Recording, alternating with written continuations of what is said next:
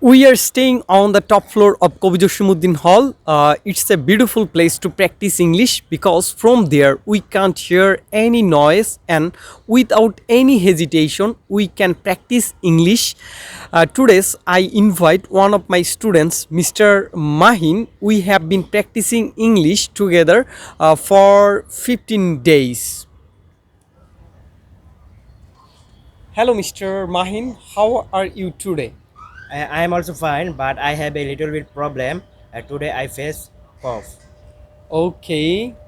Mr. Mahin, tell me something about yourself. My full name is Fuad Hasan Mahin, but you can call me to according my nickname Mahin. My hometown is Tangail, and I grew up there. And I have completed my SSC exam at that place.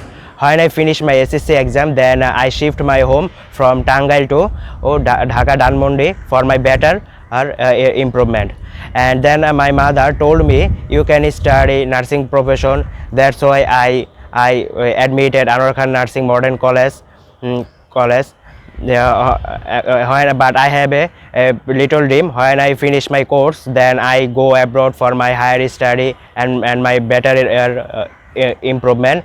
And one day I will be fulfill my all dream with my parents.